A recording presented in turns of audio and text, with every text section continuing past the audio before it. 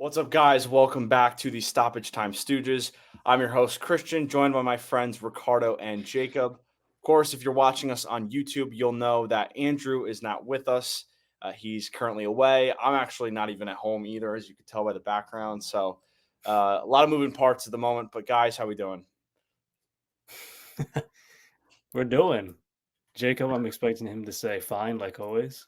You know what? Because you called my bluff, I won't. I'll say I'm doing better than Inter Milan. Oh, Oh, yeah, that was a tough one ouch. for two of us. Yeah, thanks, Atletico. Yeah, Thanks. actually, I guess three. If really four. All of us really don't like Madrid for one reason or another. Yeah. But Great. two of our four picked them to advance, so slight happiness. But before we get into the Champions League, we'll talk some Europa League and Conference League. That took place today. We're currently recording this on Thursday night, so couple big results across both these competitions. Ricardo, I'll start with you. I know we talked about this before we started. What caught your eye the most?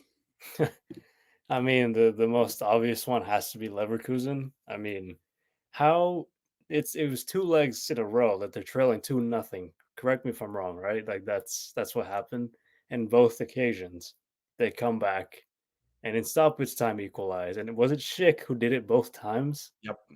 Yeah, and then in this league, the only difference was they went on to win it, and Schick again was on the end of it. So I just it's I don't know how they keep doing it. Is the thing like first off, why do you even get in these situations? But the ability to respond to that deficit, knowing because they've done it multiple times this season, and in the Bundesliga, they've done it before, and Europa a few times now. It's just like they just keep finding ways to, not lose ultimately. And this unbeaten run is, at some point it's going to catch up to them, but like it's just impressive the more they pull it off.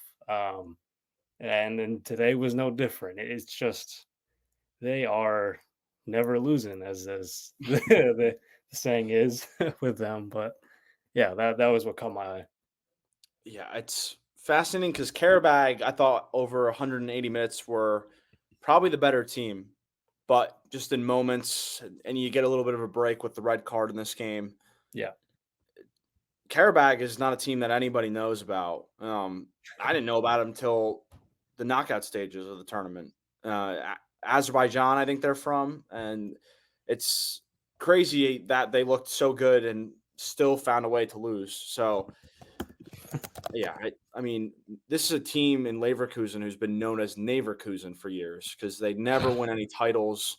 Yeah. And, honestly, everybody besides me picked them number one in our power rankings. And I mean, if they're going to win that tie in those circumstances, then how are they going to lose? I mean, it's Karabag, and you could say, okay, well, there's definitely more high quality teams left, but Karabag's not an easy place to go. I don't remember who they beat in the round prior, but they had a ton of goals at home. So, yeah, I'm fascinated to see how Leverkusen looks moving forward because, again, I'm still in shock how today unfolded. It was ridiculous. But, Jacob, you got something to say? You could look at it from that way, but you could also look at it from the standpoint that it's kind of not a good thing that they almost lost to a team from Azerbaijan. Yep. I didn't even know they had a soccer league. To be completely honest with You and you. me both. So from that standpoint, I think it shows that they're not immortal, contrary to them being unable to lose games and continually winning. But I still think that this shows that they can be had. And I think that considering the amount of teams, good teams that are still in the Europa League, I don't think that they're unbeatable. I think that if you get them on the wrong day, I still think you can beat them. Obviously, with this game in particular, even though they were up 2-0, the the red card having them down to 10 men, I think definitely put this game gave into Leverkusen life, so they took advantage of it. But yeah, you still have to give them credit nonetheless for getting the result that they did, considering the circumstances that were afforded to them. And, they can't lose. So that's interesting. Jacob, is there another game in either of those two conference tournaments, I guess, that sparked any of your interest? I mean, results. Liverpool winning 11-2 on aggregate. I'll let you talk about that one more because that's more up your alley, but that obviously caught my eye. West Ham winning 5-0. I mean, West Ham scoring 5 goals in a game. I mean, I know that they've been better. They've been more attacking minded this year, but that's not really David Moyes' style. But they do have the personnel to do it.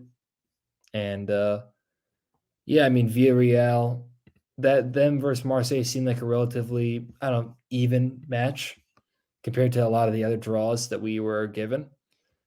And, Villarreal, they've won this before. And I think that they're definitely a dark horse to win the Europa League. So they actually didn't go through. Oh, they didn't? Oh, Jesus. No. I saw the 3-1. Yeah, totally understandable. Oh my God. I apologize. I apologize to the audience. I'm sorry. I mean, yeah, that was a crazy game though, because Marseille won the first leg 4-0, and Villarreal had chances late to make it 4-piece, and it didn't go that way. But I mean, I had Marseille in my top 5. I think I was the only one. And yeah, you were. Jacob, you just mentioned Leverkusen, very similar to Marseille to me in terms of you can look at it. Oh, they got by, and they played really well at home, but if you play this poorly on the road and you can't manage the game, if they face a Milan, a Leverkusen, a Liverpool in the next round, they're going to be in trouble because you can't be giving away 3 goals and most of those were in the second half. So I think they really poorly managed that game. I will say, though, Marseille's got Aubameyang, and that's a big thing for them because he scores the most goals in Europa League ever. And, this was a guy that was out of favor at Chelsea. He had that weird period at Barca. Arsenal, that tenure ended really negatively, I would say. So Aubameyang's renaissance, I guess, in his time in France has been kind of shocking. I mean, he scored loads of goals in his career, but I don't think any of us really expected him to being one of the better number 9s in France. I mean, again, it's Ligue 1, so you could take everything with a grain of salt. But, I mean, Mbappe's there. Jonathan David's one of the more young stars. Lacazette's another Arsenal guy formerly of who's scoring goals for Lyon. So, yeah, that was a very interesting tie. Liverpool, very, very shocking, though. We were talking about this, Ricardo. Salah, Szoboszlai, Robertson, Gakpo, Connor Bradley, they all played a full 90 today in a match that really didn't need them. I mean, Salah needed minutes after, only getting 30, 35 or so against Manchester City. But, with Manchester United on the weekend in the FA Cup, and that's, again, you're trying to go for every trophy, especially in the latter stages of the FA Cup. I was a bit surprised that Klopp left all of those players on the field for a full 90, but I guess we'll see if that has any sort of effect on their performance on Sunday.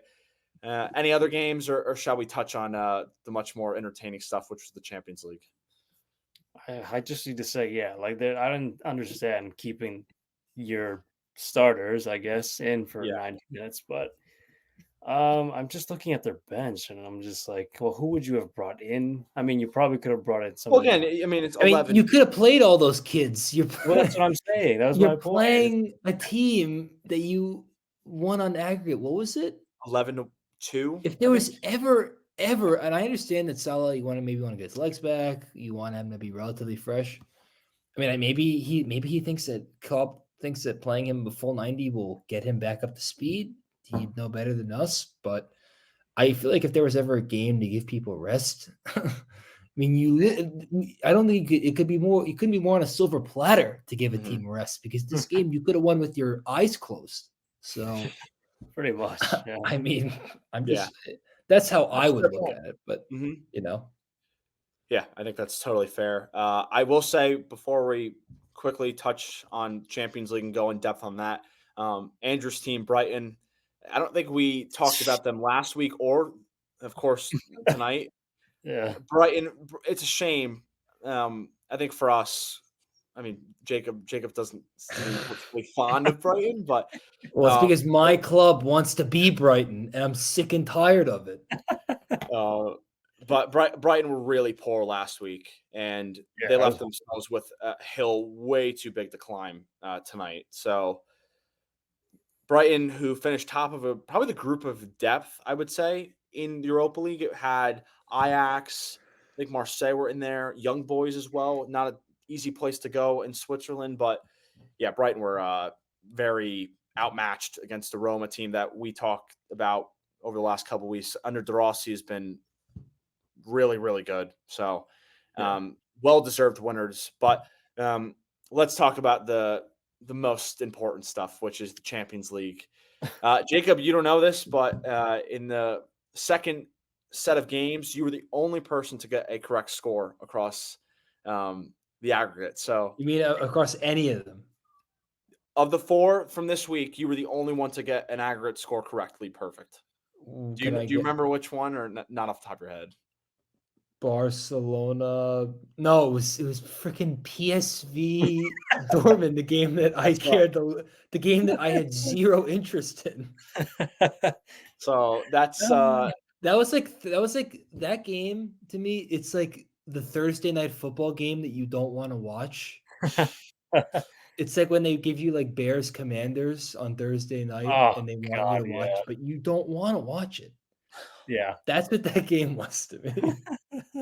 All right. Well, we'll get to that. We'll get to that in a little bit. As you can see, the current scores, Jacob's made up some ground. I'm in dead last, which is always that's fun. But yeah, Jacob's made up some ground in the second set of games. So it's a 3-horse race, I would say right now. But let's get to the games. First one is Arsenal versus Porto. I thought it was a very entertaining second leg, given the circumstances and the context, because Arsenal, this was Arteta's most important game as a manager, I would say.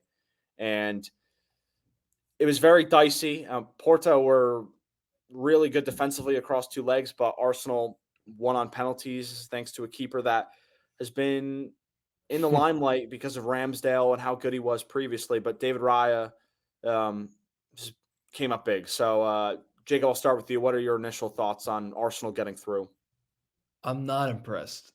If I was an Arsenal fan, I'd be really worried. You got Porto, which is not exactly getting one of the better. I mean, I don't mean to be disrespectful to Porto. I'm just saying, like, it wasn't exactly a tough draw or one of the tougher draws of the teams that you could have gotten.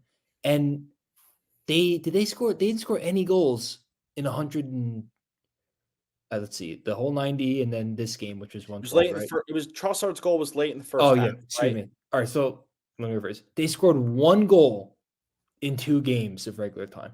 1 against Porto, whose back line, last time I checked, doesn't include, I don't know, Chiellini and Bonucci in their prime. I mean, 1 goal. 41-year-old Pepe. Yeah. 41. Great player in his heyday, but that's not now. So that's a concern to me, especially when you can. And it kind of shows how Arsenal. Hey, they could when they play a crap team, they will murder them. But sometimes when they play really good teams, it gets a little tighter. And look, the most important thing for them is that they got through. You have to give them credit for that. But I would still be a little concerned about the fact that it was so hard for them to beat Porto, especially at home in the second leg. It's one thing for them to, all right, we haven't been here before. We're on the road, ball doesn't go our way. We lose the game. Okay, 1-0, not the end of the world. But when you're at home and you only score 1, and if it was no aggregate, they would have won the game, but that's not the point. It's not good from that perspective. So I'd be a little worried if I were an Arsenal supporter right now. Ricardo, you in the same boat as him? Yeah, I just think it's fascinating how, going into this game in the Prem, at least they were doing really well, or maybe even including Actually, no, they're out of the FA Cup. So, yeah, just the Prem, I guess, that they've been scoring so many goals. And yeah, as Jacob said, against Porto, not exactly the toughest team remaining in the Champions League, and you can only muster one. Like, what happened to all this like chemistry, all this momentum you had? Like, I just don't know why it didn't carry over into this game. And I know, the argument can be made. It's like, oh yeah, the Champions League is a totally different animal. But like, you would think at least you'd play a bit more confident considering how well you had been playing going into the last. So I just, to me, it's alarming, yeah, because I mean, just think about whoever they draw next, and even if they are going in with all this momentum, who's to say they're going to carry that into the Champions League? They might not. I mean, we just saw that over two legs against Porto, and so yeah, definitely be a little worried, um, but you know what? Yeah, ultimately, yeah, they got the job done, and it was. I mean, what was the stat about? It was the first time since 2016 that this had got the Champions League Yeah. knockout had gotten to penalties, which is insane. First off, I didn't realize it was that long ago, but yeah, Raya coming up huge, and the kind of, I don't know about heartwarming, but kind of refreshing thing to see was like Aaron Ramsdale kind of, like celebrating with Raya Mhm. after, like as soon as like he Yeah. saved that big A penalty. lot of But pride had to be swallowed, I'm sure, in that moment. yeah, exactly. That Ramsdale. that, that was a kind of a cool moment, interesting moment. But yeah, I think for Raya, it kind of was a vindication for Arteta of why he wanted him Well so said. Yeah, badly, that's a good you point. know, and why he felt so strongly about, like, I know, and I don't think it was because he thought Ramsdale was bad. I just think he felt like if we want to go to the next level, we need a better goalkeeper. And I do think Raya is better than Ramsdale. You could argue about how big the margin is between their level of skill, but I do think Raya's, if you could pick one, you'd pick Raya. And yeah, I think for him that was a pretty defining moment. yeah, Yeah, I think that's well said, Jacob, because he wanted a ball playing goalkeeper, better with his feet. Raya's, really good. I mean, he's been a big piece of why Brentford are where they are, and this he's. I don't think he's gotten enough attention because of how good the defense has been in front of him. yeah, Saliba and Gabriel have been probably the best center back duo this season across Europe. yeah, They've had a lot of chop and change at left back. Ben White's been pretty consistent at right back, but most of the attention, I would say, defensively has been Saliba and Gabriel, deservedly so. But Raya has also, been very consistent. He's also not getting attention because he's not making too many big mistakes. yeah, So I think that plays a role. But yeah, Ramsdale, it's nice to see him being involved. I think he's a nice guy in terms of how he involves himself within the squad. That's kind of been something I've noticed as well. So I'm glad you brought that up, Ricardo. But before we move on, I will say I think, at least personally for me, I think I overlooked Porto in terms of their Champions League pedigree I and do yeah, how good too. they are Yeah. defensively. I mean, they were a threat in the group stages. I mean, they were scoring goals for fun in some of those matches against Shakhtar, Antwerp, and they played Barca pretty well, I think, in one of those two matches. So, yeah, yeah, they really did themselves a good showing here because they had Arsenal on the ropes for a large portion of this first leg, and then of course this week. I mean, Arsenal had a lot of trouble uh, winning at home, and that's pretty remarkable because, as you guys have mentioned, they're on a really good run in the Premier League. They're really beating up on teams in the division, particularly the ones near relegation. But yeah, Arsenal. We'll see who they land tomorrow morning in the draw. But I feel okay, I guess. I feel kind of in the middle at this point in terms of what they can do. If they match up with one of the giants, it might be a little more difficult. But if they get, an out of form Barca potentially or a Bayern, I mean, that's a very interesting tie. But we'll move on to the second match of that day. Speaking of Barca, handily beat Napoli, I would say, and deserved to go through. I was the only person that picked Napoli. Again, as it's very reflective in the I standings. thought I thought Ricardo didn't pick Napoli. No, I didn't. I Oh, wanted to because I hate Barcelona. I was the only believer. in the Aussie men and a bag of chips. No. Even though Titanic. yeah. Titanic. So, Ricardo, as a fan of a team in Barca's league, what do you think of Barca and their overall performance across two legs? I expected kind of more goals just generally over the course of two legs, but I mean, Napoli certainly made it interesting scoring in the 30th minute. And then, Napoli was chasing the game essentially the rest of the way. And Lewandowski's third goal, it was the dagger. And I mean, it's just, you never know what you're going to get with this team. It's so fascinating. It's just like one day they'll play. Actually, I don't even know if they ever play well. It's just somehow they find a way to get results. And this kind of just felt similar in that sense because Napoli, I feel like after they got that first goal, they were really pushing the rest of the way. And like I said, the Lewandowski goal just settled it. It was all said and done after. But um, it's again just one of those things where it's like you can't trust them to make a deep run because first off, all the injuries.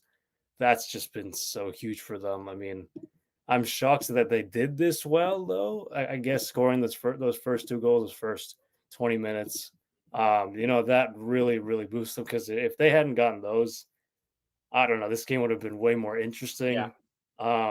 And I think it would have been more balanced and probably more chaotic, as I kind of thought it was going to be. But yeah, no, it was certainly interesting. I mean, it went in Barca's favor, obviously, and um, I don't know. It's just Barca obviously plays better with leads, and I'm surprised they didn't blow this one because they had managed to do it. They did it against Villarreal. Like, I don't know. It just all these thoughts, all these possibilities of what this team. I mean, we've seen it unfold the entire season, so it's just shocked that they didn't blow this, but also not shocked that they kept it and ultimately went through because they are the bigger side technically, and Mhm. Napoli's just an absolute mess. I mean, in Italy. So, um, yeah, it's not. I'm not really surprised that Barca went through in the end. Yeah, I know during the match, Ricardo, we talked. The Lundstrom miss was one of the Huge. key moments. Yes. Jacob, I don't know if you saw this, but near the end of the second half, Napoli had a free header at the back post, and one of their substitutes came on and missed it completely, put it Yeah. off target. And I don't know how. Well, I don't know the timeline in terms of that Lewandowski goal, but It was in when like you the don't take your 82nd minute, I think. when you Yeah. don't That take your goes. moments, especially when you're chasing the game, you're gonna get thrown in the fire and you're gonna get killed for it. And that's just how it went down. I will say I think the thing that I take away from that is how poorly Napoli was defensively. In that That first too. 20 minutes, they gave up 2 goals in the span of I think 2 minutes. And they were just overly exposed. There was no organization. That's what I take away. And I thought that Osimhen and Kvara and Politano, these guys could go at it weak defense, I would say. Barca's, they got the names, Jules Koundé and Araujo and Ter Stegen, but I mean, they haven't defended well this year. I mean, and Yeah. Ricardo, you've said it on numerous occasions. They give up leads, so I kind of expected more of that. But Barca with some of their youngsters in the team and Yamal's playing a lot of minutes. They got a 16-year-old at center back. Yeah. They're piecing it together, and I think Barca fans are content with getting through because Napoli has the threats offensively to at least give them some trouble. But yeah, I don't know. Barca is an interesting team. They're going to need Pedri and De Jong to get healthy, maybe for the second leg of a quarterfinal. But unless That's they get a good. favorable matchup, I also agree with you. How can we trust them? And especially with their league form, despite being near Girona and kind of being in the title race, not really.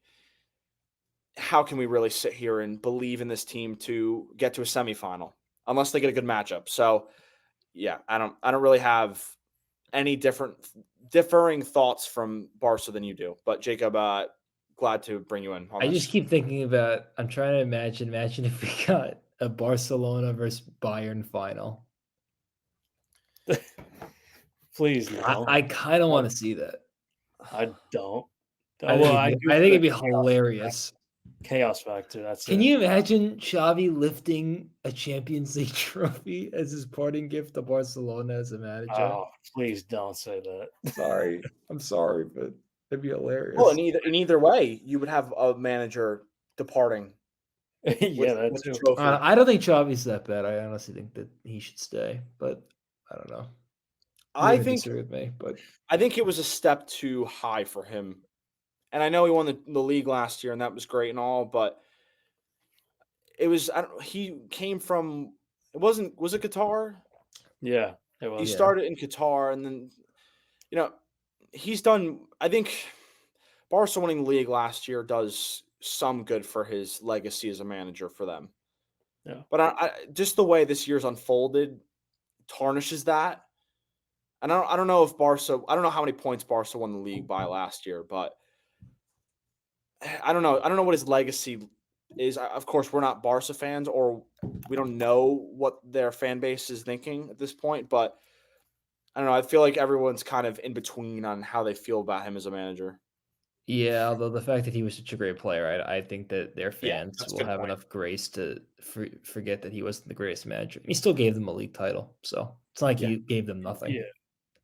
Yeah, exactly. So But I think his legacy is going to be fine. Yeah, I think. And if it's not, then the fans should be more at fault than anyone else. that's true too. Yeah, Yeah. very, very true. But we'll see who they land tomorrow in the draw. Let's touch on the signature game of the second batch, which was disappointing for me and Jacob. Really disappointing for Ricardo and Andrew as well. But I mean, Yeah. don't forget, boys. I had Inter winning the whole thing. uh, All bizarre. they had to do was finish. And Ricardo, I'll start with you because I think you made a really good point in the group chat when you were watching this game. Inter's going to look back at this at the end of the season, or over the next couple weeks, and regret how many chances they missed in the first leg. Oh my god! Arnautovic, number one in Yeah. terms of missed finishes. What'd you think of how that unfolded? Dude had a hat trick of misses in the first leg. I mean, man, like, just take one more of those and maybe you're through. You're probably through. I mean, if you think about it, a 2-0 lead going to the Metropolitano, like, you're probably sitting there a bit more confident in your play. And then we saw in this leg specifically, Inter were just out of sorts. And sure, they did still have a couple of chances. Thuram definitely had one that should have buried. And man, I was pissed at that one too. I was like, you should have. Again, it's just these are the kinds of moments that make or break. Are you referring to the Thuram chance where that he skied over the bar? Yeah, on the Yeah, right that side. He's one on the right side. couldn't. That was bad. Oh, Should at least put that on goal. it's got to be on target. Yeah, Yeah, challenge the keeper at least, please. Like, I don't know, but it was just, it was more like it to me. It felt more like Inter losing it, I and completely agree. because I mean, sure you can give credit to Atletico coming from behind and all that, but I don't know. It was just Inter's, they're obviously regretting all the chances they've missed. They had so many to put away, and yet only came away with one in the first leg. So, you know what? That's really on them. And yeah, they'll be kicking themselves for. I mean, and I think you said this, Christian. This team might be better than last year's. I think it is. Yeah, So, I mean, the chances were there. I mean, you just missed them. You didn't take them, and then so you paid the price for it. I think this is a disappointing year for them. Even if they win, they're going to win league. They're going to get the Scudetto easily. This is not a good in terms of title hunters in that league. There's really none. Juve was there for a long time, but I think they were overperforming expectations. Yeah. Vlahovic was scoring a ton of goals. Chiesa was healthy and performing well, but they've fallen apart. Milan's not had a great season in the league. And then everybody else is kind of all over the place. Of course, Napoli's the most disappointing team in Italy. So I sit here and think for Inter fans that they're probably disappointed because this was, of course, Atleti's tough to play at home. We've talked about this. They've lost, I think, what, 2 games? Yes. Excuse me, I'm getting this wrong. I think they've. I don't know if they've lost at all at home this year. No, I don't think they have. But No. either way, their record at home is superb. It's one of the best in Spain. Very difficult place to go, but I just thought Milan did. Again, we talked about this with some other teams. Just didn't manage the game well, and Atleti's going to put pressure on you. They're going to really go for it, but they scored the first goal. I think Inter in this game. I think it was Yeah, DeMarco. they DeMarco did. Yeah. scored to put them up 2-0 on aggregate. And Inter's great defensively. Jacob, you've talked about this. Great goalkeeping. Defense is strong. The wing backs are good, both going forward and backwards. I, I thought that game was done and dusted once they scored the second to put them up multiple goals because Inter are so dominant defensively and they rarely give up big chances. But Atleti find a way. Griezmann, They who's a conceded 2 doubt, minutes after that. yeah, Like, yeah. um, that's just basic stuff. You need to. It's always talked about first 5 minutes after giving or scoring a goal. You need to be defensively strong in those moments because if you give up a goal right after, the momentum's going to completely flip. Yeah. And Atleti changed everything. Depay, who's been in and out, and injuries have hampered his time in Spain, comes up with a really good goal. And, Jan Oblak, who's considered to be one of the best keepers in the world, saved a couple penalties. Lautaro had a terrible miss. Yeah. And, yeah, I think me Yeah. personally, once it got to pens, I thought Atleti were going to win. The momentum had completely changed, and I think Yeah. Inter were. They look scared. Yes, They look like that's a they good didn't point. want the moment. You could see it in their face before they took every kick that they like. One of them, I think was his name Clausen, or Yeah, Davy Klaassen, who's not he played literally much. shook his head. He was like this before he took the ball. I go, oh, this guy's not gonna make it. Again, it's not. I'm not blaming them for. It's like it's a hard thing to do, taking penalties. It's a lot of pressure on the road. Way easier said than done. But you expected more from a team like Inter. You just Yeah, shouldn't have come to that point anyway. So Great point. Great point. I will say, and I know this was talked about during the broadcast, or maybe this was talked about on socials. Inzaghi's substitutions were a big talking point. He took off. I think it was Barella was off. Mkhitaryan came off. Yep. Thuram. Let's take out everyone that could score a penalty. Right. And Come on. I know. What are you playing for a draw? What the? Yeah, I think he's been very good for Inter I as a agree. manager, but some of those It's players. not Antonio Conte, but I agree. I know Thuram was, coming off that injury in the first leg. You're going to make substitutions as you get beyond 90 Was minutes. Barella But injured? Because there was that one play where they had a breakaway where it was Lautaro Martinez and Barella, and that was another one of their squandered opportunities where they just scuffed it, and he was like kind of like limping. So I'm like, like he looked like he couldn't run back. I don't know. maybe that's why they subbed him off. But Yeah, that was another one of their yeah, completely botched opportunities for that. Like, I don't know how the hell they didn't get a goal out of that. Ricardo knows what I'm talking about. I'm like, Yeah.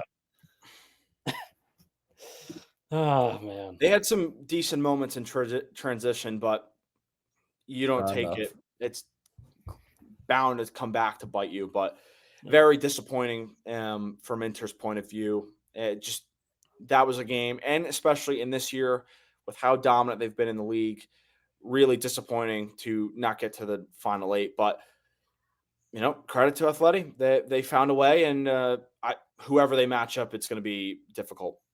Whoever they play, they're going to make it really tough to beat. And even if they face a giant, they just beat one. So who's to say they can't beat another one? I wouldn't put it past them. But let's finish it off with Dortmund versus PSV. Jadon Sancho with a really good goal early in that game, and I watched the back end of that. PSV had some big chances. Luke de Jong didn't put them away, and this is kind of what we all expected. All of us picked Dortmund. Jacob got the correct score, as we mentioned off the top. Yeah.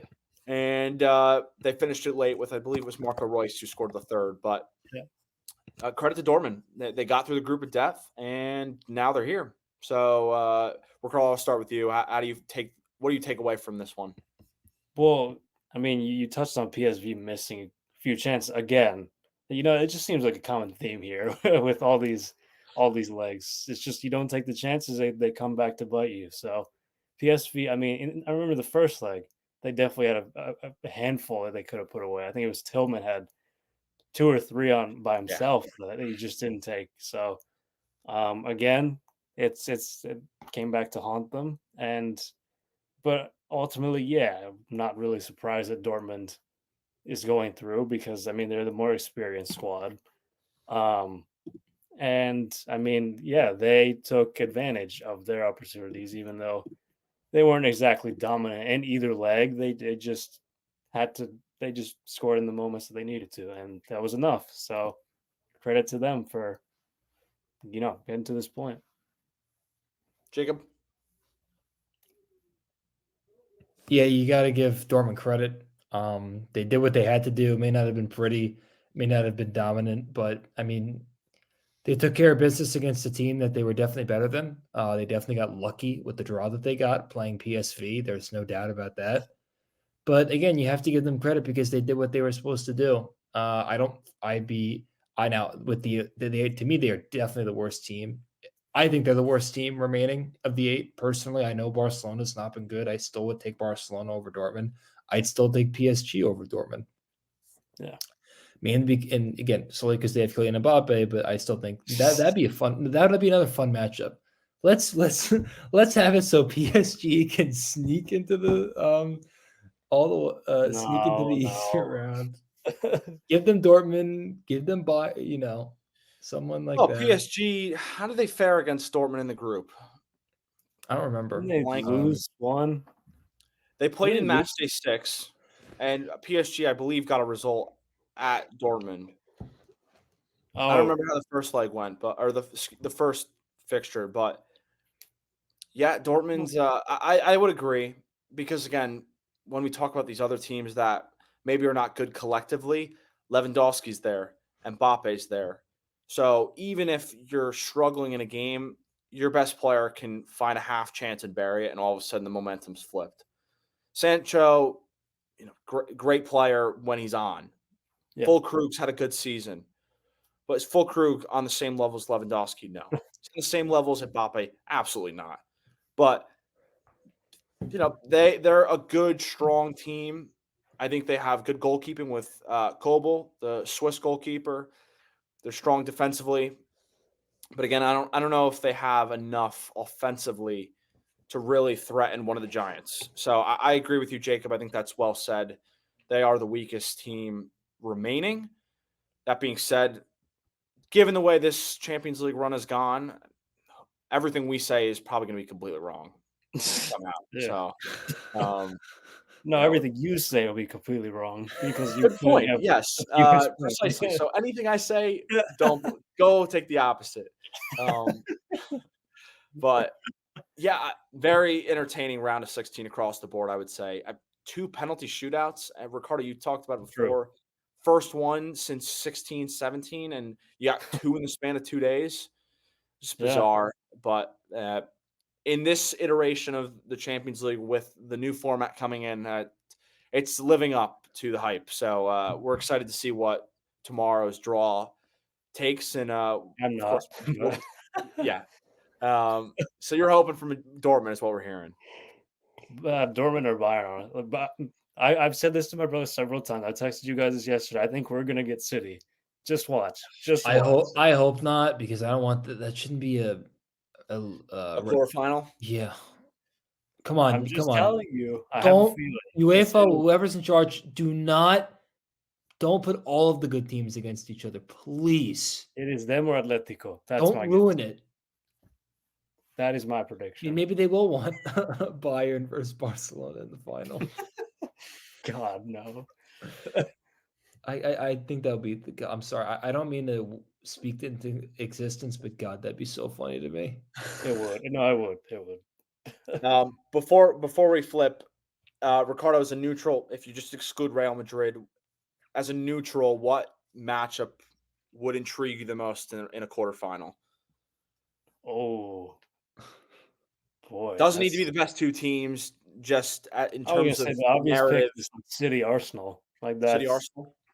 I mean, see them twice, 2 more times this season because they're gonna play at the end of this month. Like, why not? Sign me up. That's what they'd be meeting like 3 times in 4 weeks. Like, That'd be a great yeah, why pick. not? That's a good pick. I like that. Jacob, what are you thinking?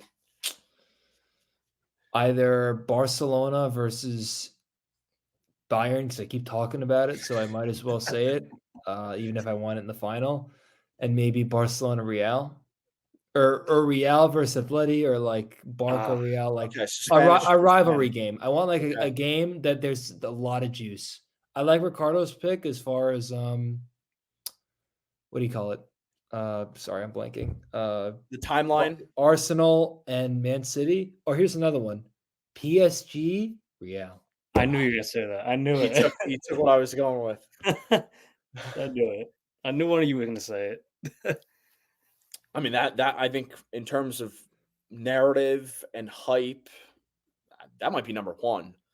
Just given, I mean, how crazy would it be Don't if say it. the Don't player? say No. I'm not calling a prediction, but just to it. think that the player that potentially, we'll say potentially because it's not finalized, but it's pretty much the player that's going to lead the line next season faces them in the knockout stage of the Champions League. I think that would be Yeah, just awesome leave it for at me. that, please. Not say Yeah, nothing. I won't say anything else.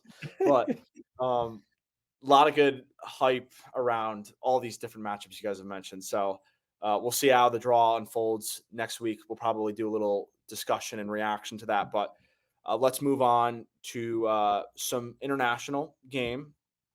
The U.S. roster dropped, and there were some key absentees, some interesting additions. And Ricardo, I'll start with one.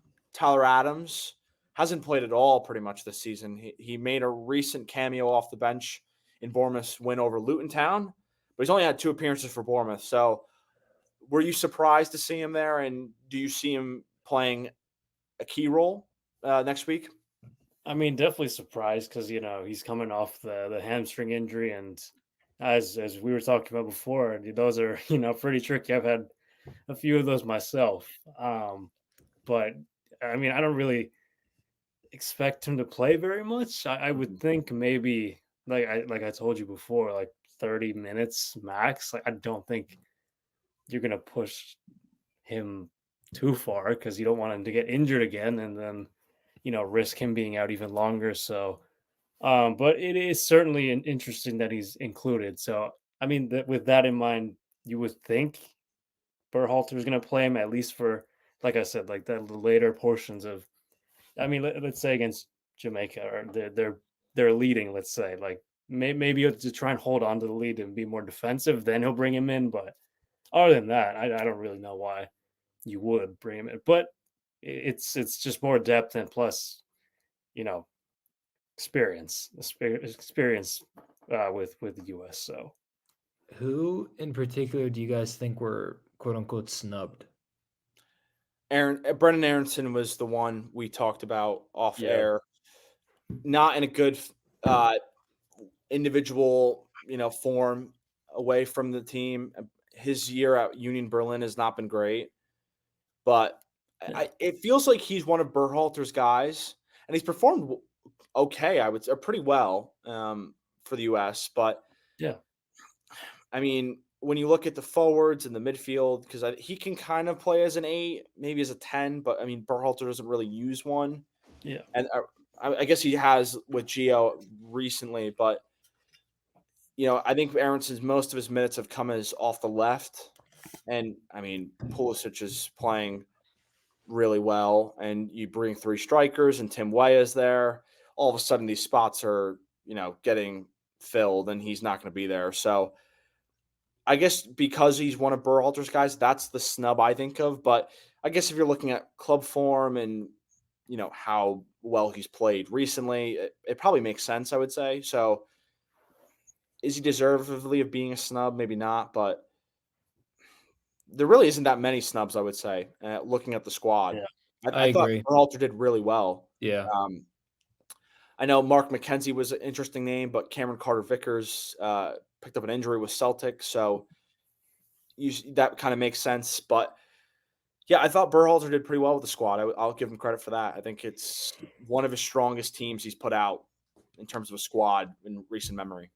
Completely agree. I feel like this is like the most satisfied I've been, and this is almost seems like this is the team that's like the most full strength team that we could possibly put together. Like this is the team that I feel like you would envision for the Concacaf Nations League. So, or any other major tournament in the near future. I mean, I guess barring whatever the next World Cup is 2026.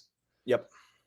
I feel like Copa America. a lot of these guys, and obviously that is the World Cup's a few years from now. A lot of these guys are. This is to me going to be most of the team.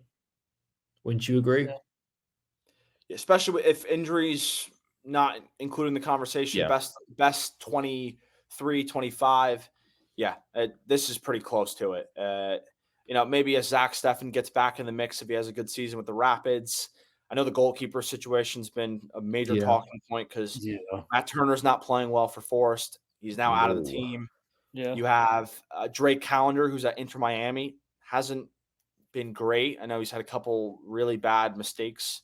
And Ethan Horvath, who recently left Forest for a loan deal with Cardiff. So, yeah, the goalkeeper situation is going to be a fascinating one. But, I think it's a good squad. And, remember, this is going to be a first game, if they can get to the second one, where Sergiño Dest is going to be, I believe, suspended, right? Yeah, he is. Through the red card. So Joe Scally's probably going to play right back. Yeah. You have Chris Richards, who's in good form with Crystal Palace. Maybe a Miles Robinson next to him. I know those two have played well next to each other. So, yeah, it's going to be an interesting matchup. Jamaica's not an easy team to match up with. I know we've had a pretty good record against them previously, but anything can happen. Pulisic is going to have to play really well. Doing really good things for Milan right now. I will say, and I'm interested to hear what you guys think. Right now, I would start Josh Sargent as the number 9 over Balogun and Pepe. You said Balogun's having a bad year, right? Right. Balogun's at Monaco in the French league. Yeah. So how many goals does he have? I don't know off the top of my head, but the big narrative and thoughts about him right now is his inability to take penalties and bury them. I don't know how many he's missed. Yeah. He's missed a couple. If that's the biggest damning indictment on him, then I can live with that. Continue to talk. I'll get his goals. Because he's to had me, 2 goals since December. That's a mental 2 thing. goals since September? December. Sorry. Okay, sure.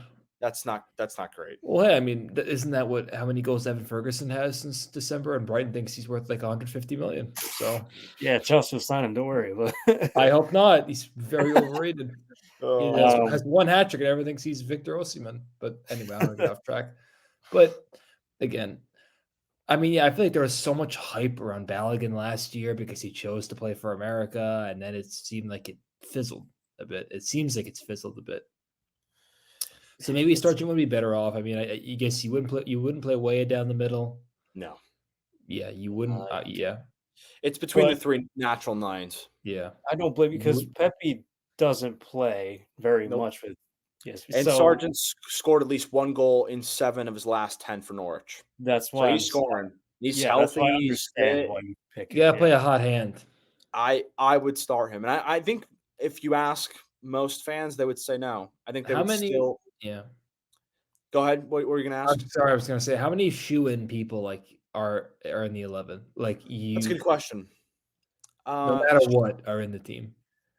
I would say Matt Turner right now is still, even with his club form, unless Horvath hasn't even played with the U.S. when he's been in the squad, so I don't know if he's in better form than Turner, but I think I would still Turner's one. I would say Anthony Robinson's a lock.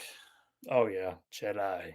I think Chris Richards with the group that we have right now is probably one. I guess Scally, given that Dest is suspended. Yeah, But that's if Dest is unsuspended and didn't have that whole situation, I think he'd be a lock. Yep. The midfield, Weston coming back from that shoulder injury, he's now fit. Musa probably. Yep, definitely. Then it's a conversation about the other midfielder because you can play Tillman as a midfielder, playing more than Gio Reyna, but Gio Reyna's in good form with the U.S. So I would say 2 of the midfield spots are probably shoe-ins. Yeah, the And others then- up for grabs. Yeah. And then Weah and Christian on the other side.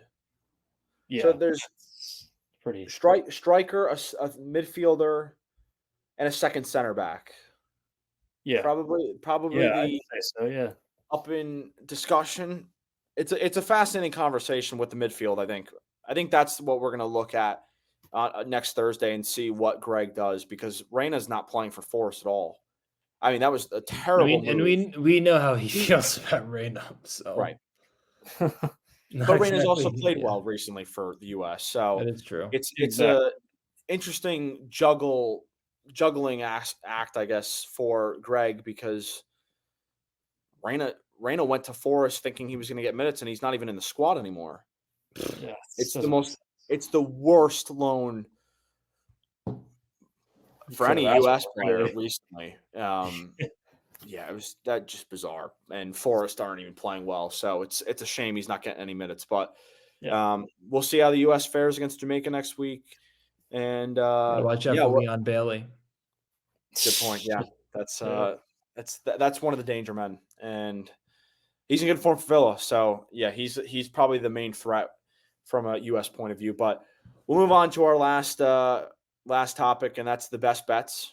It's I think that went well for 2 people last week. Jacob put down a bet at really high odds, but there wasn't 5. We want to be responsible for the people that watch this show. We want to promote responsible gambling. Be safe. Don't go for it on 4th down. Take the. So you're not Dan Campbell. No, well, I love the guy, but not in my betting philosophy. I'm not. Yes, that's a good point. 2 people, but 2 people went good last week. Jacob's one of them. Very close call, I would say.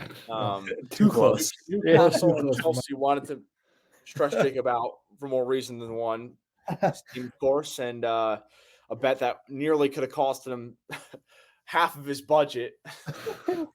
And Andrew also did very well.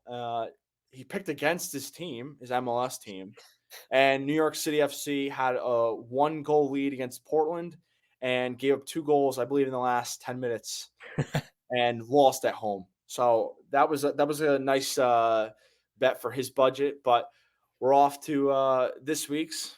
Andrew's not with us, but we'll start with him. He's gone with the Union to win, Luton Town to beat Nottingham Forest at home, and Real Madrid are playing. I'm blanking on who they play, but they're on the road. I don't need to remember who we're playing. I'll quickly tell you. But as you can see with the odds, plus 955, that's much higher than what any of us did last week. That's crazy, yeah. Yeah, good for him. Let me pull it up. So the Union are playing Austin FC on the road. The Luton Town's, of course, against Forest at home. And Luton Town had a crazy game this week. I don't know if you guys saw the result. I know Ricardo did. They were winning 3-0 at Bournemouth at halftime and gave up 4 goals to lose. So never seen that. Who you said Luton? Luton were up 3. So this was on the first Champions League day. Yeah, it was. It was. Yeah. And Luton were up 3-0 on the road at Bournemouth. And in the second half, Bournemouth scored 4 goals and won. Yeah. And when you consider that Luton are in a relegation battle, that hurts them pretty big. So much. Unreal. Yes.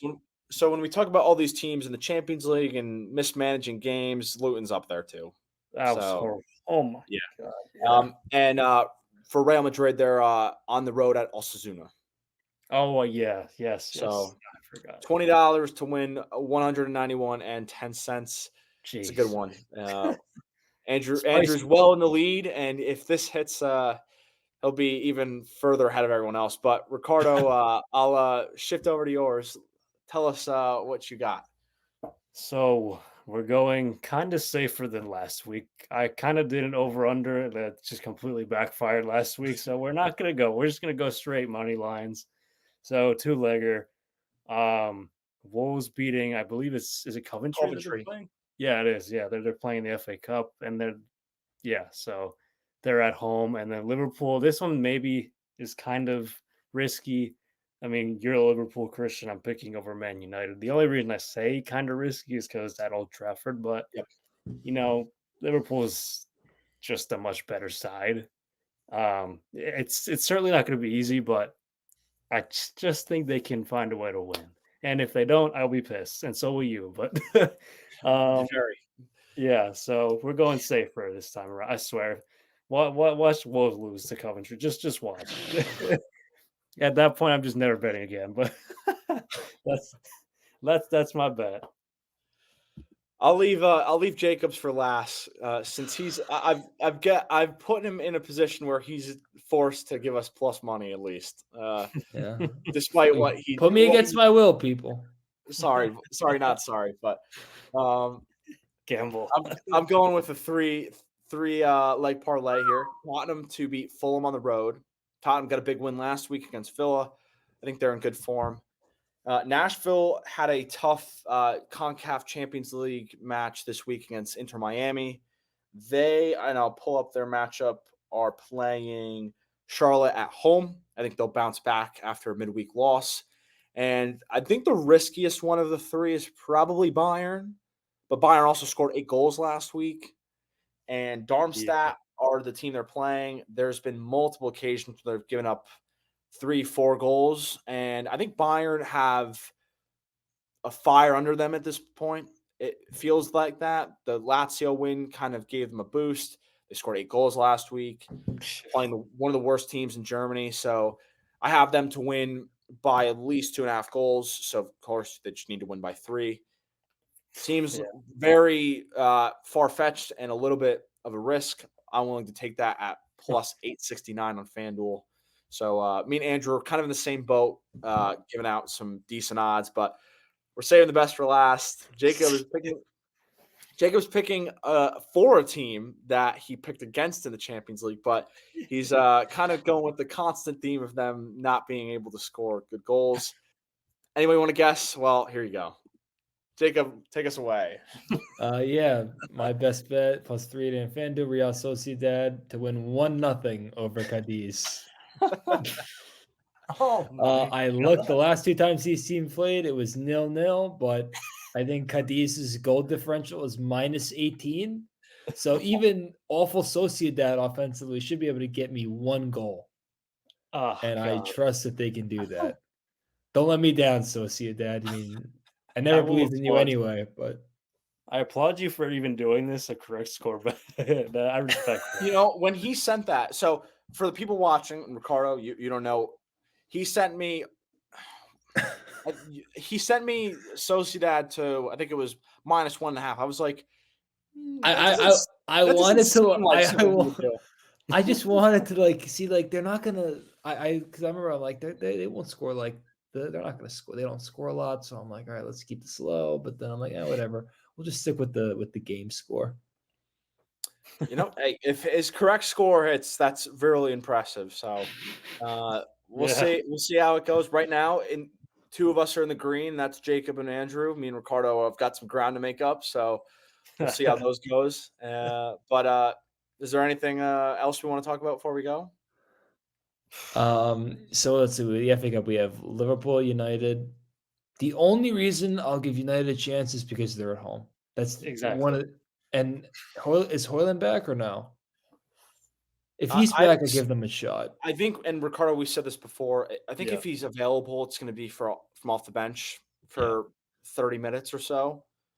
Yeah, but I don't see him starting because there hasn't really been any reports of him being in training or anything. So I think it'd come as a shock if he's even in the squad. Yeah, definitely. But we can quickly. And again, Chelsea better beat Leicester. I wouldn't be sure. I almost bet Chelsea to win that, but I'm like, this feels too risky, even riskier than Liverpool over United. Leicester, they stole an FA Cup title from Chelsea already a few years ago. That I'll never get over that damn game because they could have had the double that year, but they didn't because of a stupid offside call that took away a Ben Chilwell goal, and that damn Yori Tielemans with the freaking cracker of Oh a my goal. goodness, yeah. Ugh. That's right. Yeah. Incredible. God, I was so mad that day. That was amazing. That But goal. anyway, they better beat Leicester City. They got a very lucky draw getting Leicester. They better win. They need to win a trophy. You know, let's wasn't on the schedule. Let's do quick fire FA Cup, and then we'll head out. Let's start off with one of Ricardo's bets: Wolves Coventry. Wolves are at home. Of course, Ricardo's got them to win. So, Yeah. Jacob, do you think Coventry is in the championship? Coventry is in a Yeah. playoff spot, just outside a playoff spot in the championship? 2-1 Wolves. Making me sweat over here. Jesus. Ricardo, score prediction? If it's not by at least 2 goals, then I'll be a little disappointed. So I'll say 2-0. Wolves have won 4 of their last 5 in all comps. 3-1. I think Coventry's going to push for a late equalizer, and Wolves score on the counterattack to put the result away. All right, let's talk probably one of the bigger ones. 2 Premier League teams, Manchester City and Newcastle. Manchester City without Ederson for at least a month, it seems. Newcastle, not a good form. No. It feels like they're just waiting for the season to end. Yeah. Anybody see an upset here, or is City going to put them away pretty handily at home? The only reason I don't know if it'll be handily is because City have been really weird lately. They haven't really been able to put teams away in that regard. But I think I'll still say they're at home. I'll take them 3-1 over Newcastle. Damn it! I wanted to say that. Hey, you still can. Hey, Jacob's gotten a correct score this week. He might be the guy to tail. Or I'm not. Well, it's certainly not me. I'll tell you that. I'll say, yeah, I'm going to say 3-1 too. So Newcastle are so bad. It's really it's really been a hard. rough season. It's sad to watch. 3-0 City. I just don't. I don't know. I don't even know what to think of Newcastle at this point. The injuries, suspensions. I mean, they're gonna have to sell someone. It seems like one of the big players in their squad to kind of balance the books. Yeah, Newcastle's running out of time to save the season, but I think City's gonna really beat them handily. All right, man. We'll go to Jacob's team, Chelsea, Leicester. Leicester, well on their way to returning to the league. They're going to go to Stamford Bridge and win. Oh, no. They better not. But I never feel confident in any Chelsea game. So, and usually when I pick them to win, they lose. And when I pick them to lose, they win. So I don't know if I should just pick them to lose because I think the reverse psychology will work. It won't. For the sake of my fake belief, I'll say that they win 2-1. 2-1. Again, man, I wanted to pick that too. Great minds think alike, and they're gonna be up 2-0, and they're gonna give up some goal in like the 85th minute, and I'm gonna sweat for like 10 minutes. All right, you know what? Let me make it a little more dramatic. I'll say 3-2. All right, I'll make it even more. I'll make it even more chaotic. I'll take Leicester to win 2-1. I'm not offended because I can easily see it happening. Yeah. I mean, given the way the game against Leeds went at Stamford Bridge, I think it's possible. Well, he better not start Robert Sanchez, or I'm going to be very, very angry. Petrovic stays. Petrovic has dipped a little bit in his form.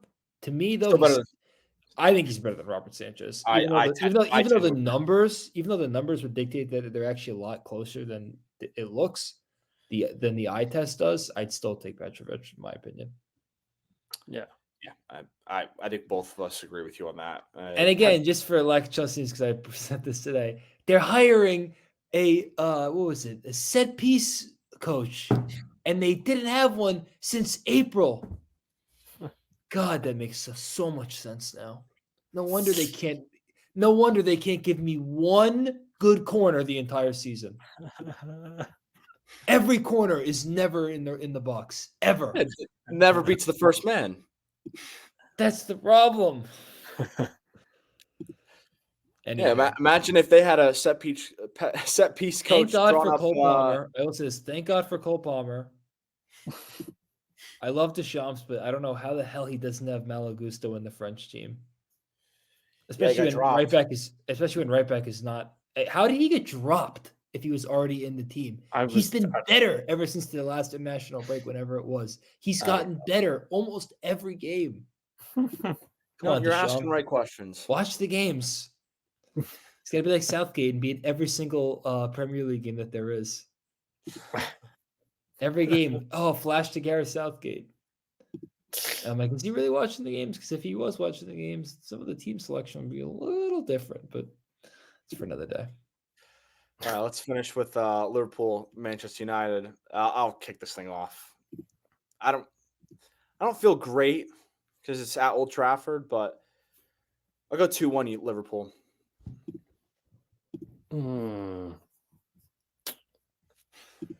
See, I wanted to say 2-1. God, it's like. All right, so what we've learned today is that Ricardo needs to pick score predictions first. Yeah, pretty much. Ricardo, copycat, Martinez, pause. I'm a fraud, everyone. You said it, not us. You know what? Okay, ready? 1-1. Liverpool wins on pens. Oh my God, that would be such a deal. That would be. There you go. Yeah, I don't need that kind of stress. I don't want that. Maris already does it for me. But I digress. I'll take Liverpool.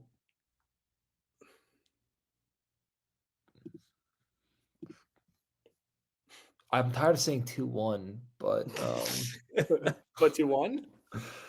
Because I want to pick 3-2, but I don't think United can score 2 goals. 1-0 Liverpool. All right. That's as valid. Well, that's all for us today. No Jacobs rant of the week. Maybe we'll get one next week, depending on results over the weekend. We should get Andrew back next week, so that'll be nice. But of course, let us know in the comments below if there's anything you want us to discuss in next week's episode. Follow us on Twitter. Check us out on Apple Podcasts, YouTube, Spotify as well. But of course, thank you for watching, and check us out next week.